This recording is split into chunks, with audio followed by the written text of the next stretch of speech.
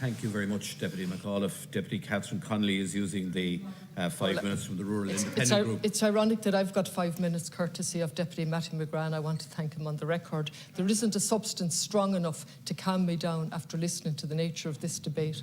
We have used 3 private members' motions in less than a year. We've used our promised legislation. We've used every possible democratic procedure to bring pressure to bear on the government to have a debate.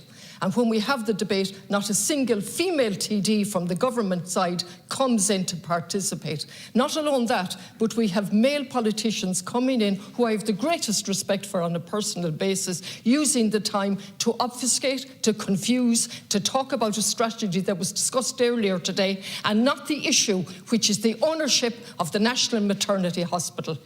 The speech from the Minister on a benign interpretation is patronising in the extreme, with a narrative designed to confuse and to place the blame on someone else for a failure to take action in relation to this very important subject, a new maternity hospital in the 21st century.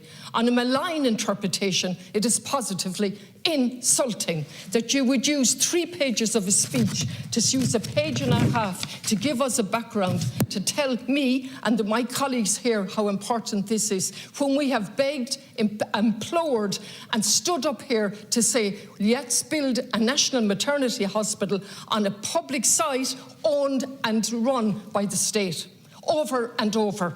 And you ask the question, you use a letter from doctors in relation to misinformation. You don't clarify that you agree with those doctors, but you take up your speech to tell us what they say. And they tell us that it would be a tragedy, but you didn't use that part if it didn't go ahead.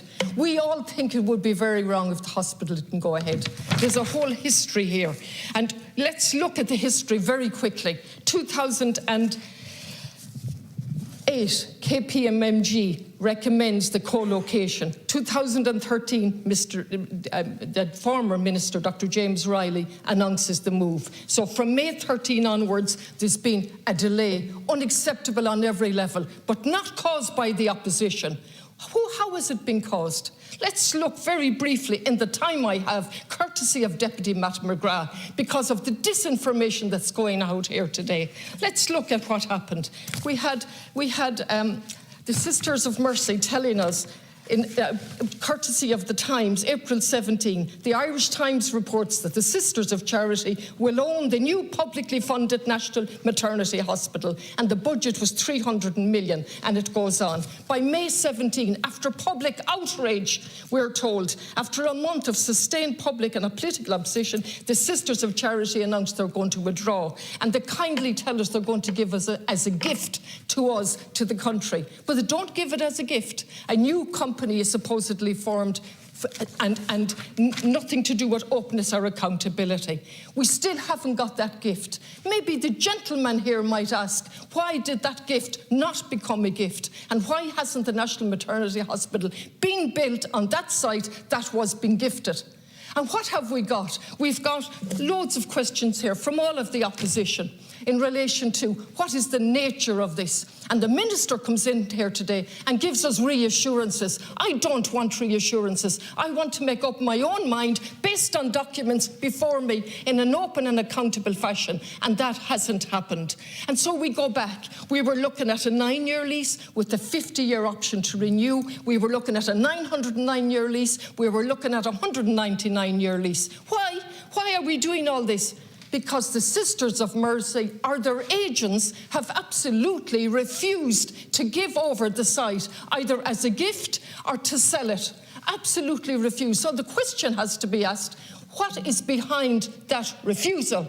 Now, maybe the Minister might look up today and ask and tell us what is behind that refusal. How dare you come in and make a speech like that after we struggling for so long to bring some openness and accountability to this? How dare you do that on the backs of women and children who have suffered to get a national maternity strategy 100 years after 1916, and then in 2021, we found that it wasn't even funded.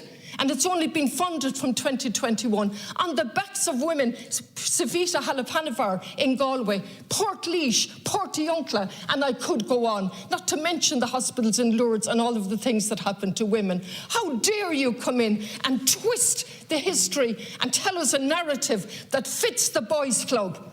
I won't accept it. I won't go over time either, Ceann Comhairle, but it is significant that we asked for this. On a point of order, I make this. We asked for this discussion. We begged for this discussion, and we have the government dominating the discussion today with the amount of time. I have no problem with that whatsoever, but they did not stand up with us when we asked and asked repeatedly for time. Thank you, Deputy.